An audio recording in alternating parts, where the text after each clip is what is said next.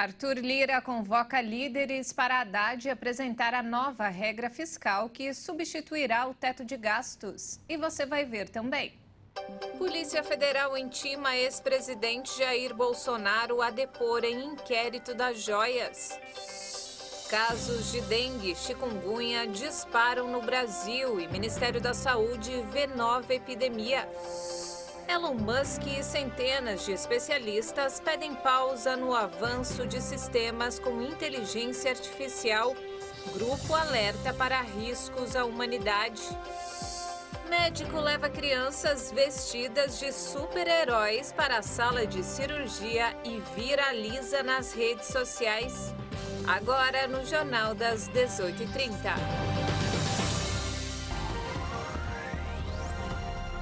Olá, boa noite. São 18 horas e 33 minutos pelo horário de Brasília. E você acompanha agora as principais notícias do Brasil e do mundo desta quarta-feira. O presidente da Câmara, Arthur Lira, convocou todos os líderes da casa para uma reunião na qual o ministro da Fazenda, Fernando Haddad, planeja apresentar a nova regra fiscal, que substituirá o teto de gastos, regra que limita o crescimento de grande parte das despesas da União. Esse encontro deve acontecer ainda hoje na residência oficial de Lira. Na quinta-feira será a vez dos senadores obterem informações do ministro da Fazenda, Fernando Haddad, após a convocação do presidente do Senado, Rodrigo Pacheco. A nova regra fiscal substituirá o teto de gastos, que limita o crescimento de grande parte das despesas da União à inflação. A previsão era que a futura diretriz fosse apresentada assim que Lula retornasse da China. Mas a viagem não aconteceu por questões de saúde, o que antecipou a apresentação. O entendimento do governo Lula é que o teto de gastos que vigora atualmente não permitiu que o país investisse como deveria nos últimos anos, trazendo prejuízos para diversas áreas, como infraestrutura, moradia, educação e saúde. O ex-presidente Jair Bolsonaro e o seu antigo ajudante de ordens, o tenente-coronel Mauro César Lorena Cid, foram intimados pela Polícia Federal no inquérito que apura possíveis crimes no caso que envolve o recebimento de presentes de nações árabes. A previsão é que os dois sejam ouvidos na próxima quarta-feira. Um outro militar foi intimado e será ouvido no mesmo dia, o coronel Marcelo Costa Câmara. Jair Bolsonaro retorna ao Brasil nesta quinta-feira, dia 30 de março, depois de passar 3 meses no exterior. Além do inquérito na Polícia Federal, um outro processo está correndo no Tribunal de Contas da União sobre o mesmo assunto. A Comissão de Ética Pública da Presidência da República também apura o caso. O voo de Bolsonaro está previsto para desembarcar às 7h10 da manhã em Brasília. Em depoimento à Polícia Federal no dia 14 de março, o ex-ministro de Minas e Energia, Bento Albuquerque, afirmou que as joias que constavam no estojo feminino foram enviadas sem direcionamento. Ele também ressaltou que entendeu que recebeu os pacotes na qualidade de representante do governo brasileiro e que, assim, a destinação seria para a administração federal, mas que não houve indicação do país do Oriente Médio para quem as joias deveriam ir. O ministro Alexandre de Moraes determinou hoje o desbloqueio de contas bancárias e ativos financeiros de 14 investigados por atos extremistas que questionaram o resultado das eleições. Os deputados que compõem a CPI dos atos antidemocráticos da Câmara Legislativa do Distrito Federal se reuniram nesta quarta-feira com o ministro Alexandre de Moraes, do Supremo Tribunal Federal. O objetivo dos parlamentares é pedir o compartilhamento de informações obtidas por meio do inquérito aberto pelo Supremo. E o presidente Lula remarcou para dia 11 de abril a viagem para a China. Ele também fez um convite para que o presidente do Senado, Rodrigo Pacheco, faça parte da comitiva presidencial que irá para a Ásia. A nova data foi comunicada pelo presidente Luiz Inácio Lula da Silva durante uma reunião no Palácio da Alvorada na manhã desta terça-feira. Ele anunciou que vai embarcar para a China no dia 11 de abril. O presidente do Senado, Rodrigo Pacheco, participou do encontro e foi convidado pelo presidente Lula para fazer parte da comitiva que embarcará para a Ásia. Lula cancelou a viagem à China por conta de um quadro de pneumonia. Ele decidiu ficar no Brasil para terminar o tratamento da doença. A reunião desta terça foi para discutir o impasse sobre as tramitações das medidas provisórias no Congresso Nacional. O encontro durou cerca de 2h30. Senado e Câmara vêm se desentendendo sobre o rito das MPs. Pela lei, uma medida provisória enviada pelo governo ao Congresso deve começar a ser analisada por uma comissão mista, formada por deputados e senadores. O grupo espanhol Aena anunciou hoje que assinou um contrato de concessão de 11 aeroportos no Brasil, incluindo o de Congonhas, em São Paulo, como parte da maior operação de desenvolvimento internacional de sua história. O grupo semipúblico é o maior operador aeroportuário do mundo em número de passageiros. Entre os 11 aeroportos em 4 estados brasileiros está o de Congonhas, em São Paulo, o segundo com maior tráfego de passageiros no Brasil. A Aena havia conseguido o contrato em uma licitação organizada em agosto de 2022 pelo valor de 2 bilhões e 600 milhões de reais.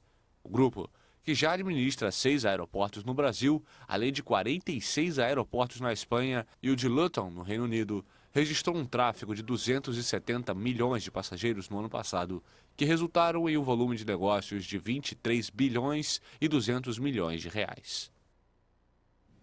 E o Brasil abriu mais de 200 mil vagas de trabalho em fevereiro, mais do que o dobro das vagas abertas em janeiro. Os dados foram divulgados hoje pelo Ministério do Trabalho. O número é resultado de 1.949 contratações e 1.708 desligamentos. O setor de serviços se destacou mais uma vez com a criação de 164.200 postos, seguidos pela indústria, construção e agropecuária. No segmento de serviços, a administração pública, defesa e seguridade social, educação, saúde humana e serviços sociais foram os setores que mais absorveram mão de obra. O salário médio das admissões de fevereiro sofreu queda de 2,47% em relação ao mês anterior e ficou em R$ 1.978,12. A região Sudeste liderou o ranking em contratações, com 110 mil postos criados no período.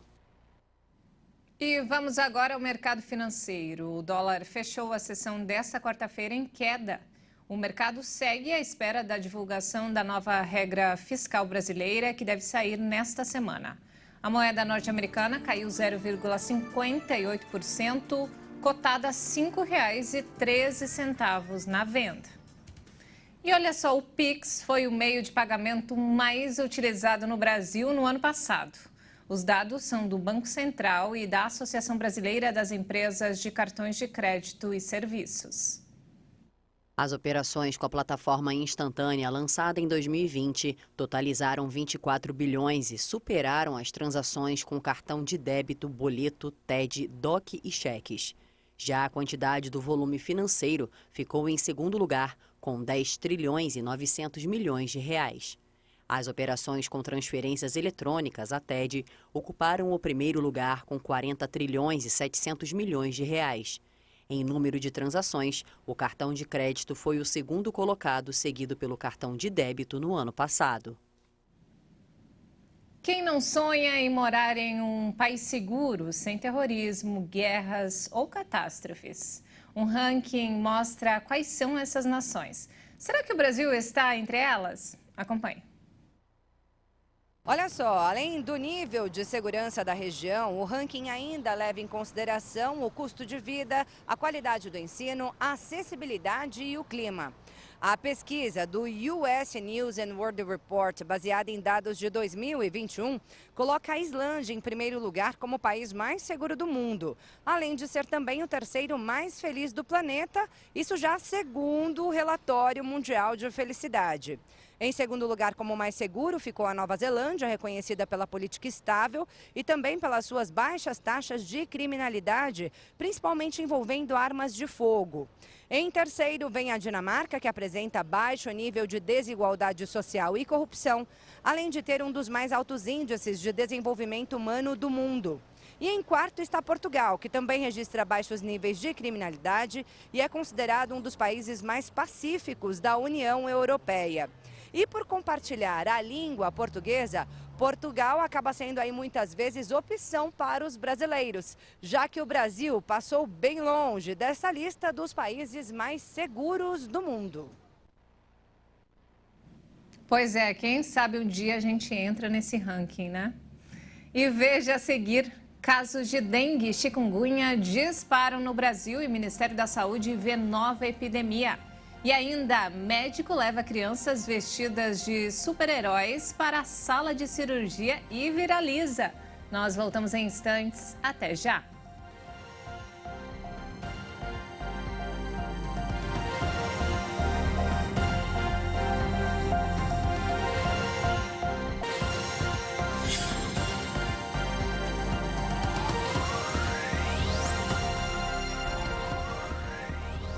E nós estamos de volta, 18 horas e 45 minutos pelo horário de Brasília. E vamos agora direto ao Rio de Janeiro com informações desta quarta-feira com o nosso repórter Anderson Nascimento. Boa noite, Anderson. Boa noite, Juliana. A Polícia Civil do Rio prende suspeitos de integrar quadrilha que vendia drogas pela internet. O grupo usava aplicativos de mensagens e redes sociais para traficar os entorpecentes para outros estados do Sudeste e Centro-Oeste. Eles usavam empresas de transporte como os Correios para enviar os pacotes. Os agentes cumpriram mandados de prisão e de busca e apreensão por diversos locais da cidade. Ao todo, foram efetuadas 6 prisões. O homem apontado como líder do grupo Erix Iônio Costa Botelho, o Rex, foi preso em Vila Valqueire, na Zona Oeste, junto com a mãe Érica Costa, que também é acusada de fazer parte da quadrilha. Outro preso, João Victor, conhecido como Bart, era responsável pela entrega e envio das drogas pelas transportadoras, além de receber comissão para isso. Os outros integrantes eram responsáveis por cuidar da estufa onde cultivavam as drogas e anunciar nas redes. Outro homem de 25 anos quebrou o celular quando os agentes faziam buscas na residência dele em Jacarepaguá. Os presos foram levados para a cidade da polícia e vão responder pelos crimes de tráfico de drogas e associação ao tráfico. E quadrilha é presa por aplicar golpes de empréstimos consignados. O grupo tinha até um call center localizado no centro do Rio, de onde realizavam as ligações para aplicar os golpes nas vítimas. No momento da ação da polícia, o escritório estava funcionando normalmente e, ao todo, 15 pessoas foram presas. Durante a operação, foram apreendidos equipamentos e cadernos com anotações e detalhes dos golpes. Os presos vão responder por estelionato e associação criminosa. E o governo do estado começou a instalar ecobarreiras em rios que desaguam na Baía de Guanabara. Essa é a primeira do projeto instalada no rio Pavuna Meriti, em Duque de Caxias, na Baixada Fluminense. O objetivo é que as ecobarreiras consigam segurar até 1.200 toneladas de lixo flutuante por mês. Até o final de abril, serão instaladas 7 no total, sempre colocadas em pontos estratégicos do estado. Eu fico por aqui e amanhã eu volto com mais notícias do Rio. Até lá. Anderson, muito obrigado pelas informações. Uma ótima noite para você. Até amanhã.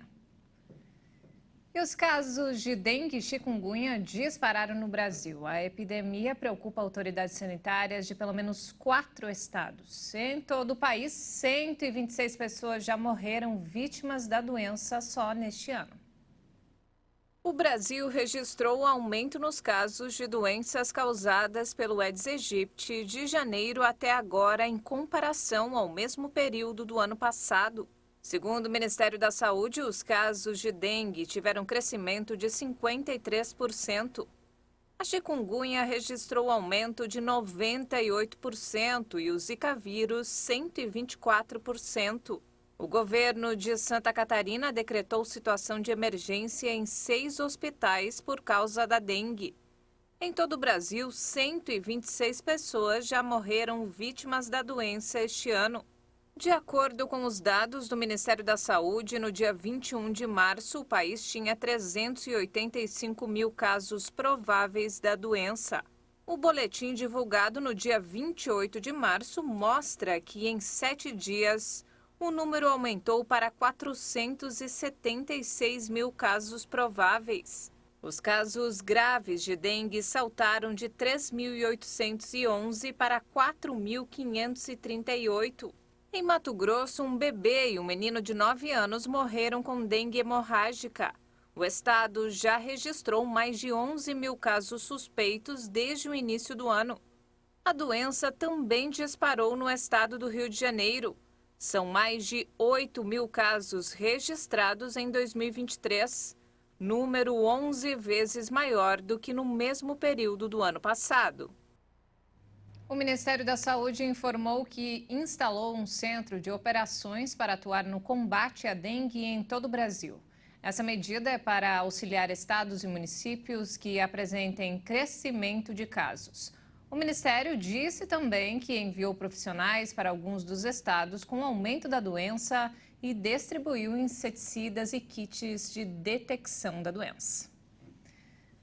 E nos destaques internacionais, olha só que alarmante. Elon Musk e centenas de especialistas mundiais assinaram um apelo para uma pausa de 6 meses na pesquisa sobre inteligências artificiais, alertando para grandes riscos para a humanidade. O foco seria as inteligências artificiais mais potentes do que o ChatGPT-4, o modelo da OpenAI, lançado este mês. Na petição publicada no site futureoflife.org, o grupo pede uma moratória até que sejam estabelecidos sistemas de segurança com novas autoridades reguladoras e vigilância de sistemas da inteligência artificial. A suspensão também daria tempo para o aprimoramento de técnicas que ajudem a distinguir entre o real e o artificial e de instituições capazes de fazer frente à perturbação econômica e política, especialmente para a democracia que a inteligência artificial vai causar.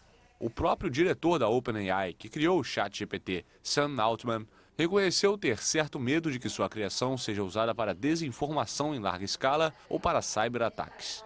O texto é assinado por personalidades que expressaram seus temores sobre uma inteligência artificial incontrolável que supere os humanos.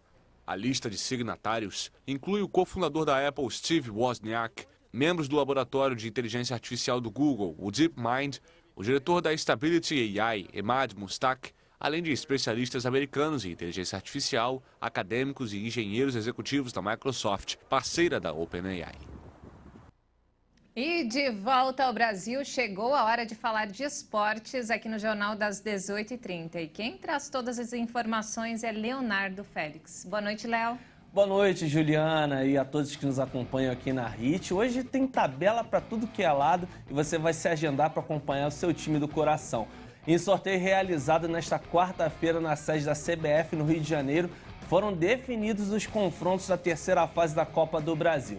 Nessa etapa, 12 equipes vão entrar na competição, juntando-se aos 20 times que avançaram da fase anterior. A terceira fase do torneio terá jogos de ida e volta, que serão disputados nas semanas de 12 e também 26 de abril. Vamos conferir agora os confrontos. Santos e Botafogo de Ribeirão Preto, América Mineiro e Nova Iguaçu, Coritiba e Sport, duelo mais equilibrado, Cruzeiro e Náutico, Atlético Mineiro e Brasil de Pelotas, Bahia e Volta Redonda do Rio de Janeiro, Botafogo e Ipiranga do Rio Grande do Sul, Grêmio e ABC de Natal, Flamengo e Maringá, São Paulo e Ituano, confronto difícil também para o São Paulo, Fluminense e Paysandu, Corinthians e Remo, Internacional e CSA, Fortaleza e Águia de Marabá, Atlético Paranaense e CRB e Palmeiras e Tombense. A Conmebol também divulgou a etapa de fase de grupos da Copa Sul-Americana e a gente também vai conferir a estreia dos times brasileiros. Na terça, dia 4, é a vez de Goiás e Santa Fé da Colômbia, às 7 da noite. Às 9h30 da noite, entra em campo Blooming da Bolívia e o Santos. Na quarta-feira, dia 5, serão 4 jogos. Fique atento, hein? Às 7 da noite, Fortaleza e Palestino do Chile. Às 9, América Mineiro e Peñarol, jogão lá no Uruguai. Quer dizer, aqui em Belo Horizonte, né? Contra o time do Uruguai. No mesmo horário, mais 2 partidas. O Taquari do Paraguai e RB Bragantino. E o Tigre da Argentina contra o São Paulo, reeditando a final de 2012. E na quinta-feira, dia 6, às 9 da noite, Magallanes do Chile e Botafogo. É isso aí, Juliana. Hoje, quarta-feira recheada aí de compromissos para o torcedor anotar na agenda e se preparar para torcer pelo seu time do coração. Eu volto na próxima sexta-feira com mais informações dos esportes. Muito obrigada pelas informações, Léo, e volte sempre. Boa noite, até lá. E olha só, todo mundo sabe que passar por uma cirurgia é um momento muito tenso. Imagina para uma criança. Mas olha, um médico mineiro conseguiu transformar tudo em uma grande brincadeira. Ele veste os meninos e meninas com roupas de super-heróis na hora da cirurgia. E com superpoderes fica mais fácil para os pequenos encararem o desafio. De repente, uma criança com capa passa voando pelo corredor do hospital. Depois é a vez de outro super-herói aparecer correndo. E por fim, um pequeno Batman surge caminhando de mãos dadas com o médico. O doutor, aliás, aparece nos 3 vídeos. Ele é o otorrino Leandro Brandão Guimarães, de Divinópolis, Minas Gerais. O médico viralizou na internet com esses vídeos. Todas essas crianças estão a caminho da sala de cirurgia. Ele faz cirurgias em crianças há 12 anos e contou que a ideia surgiu depois de perceber o quanto era ruim ver as crianças chorando antes de entrar na sala de cirurgia. E ele transformou um momento de tensão para pais e crianças em uma brincadeira muito divertida. Afinal, quem não gostaria de ter superpoderes? Que bacana, hein? Ideia incrível, super passou empatia, muito bacana. E não temos mais tempo, essa edição fica por aqui, mais informações ao longo da nossa programação. Obrigado pela companhia e uma ótima noite para você. Até amanhã.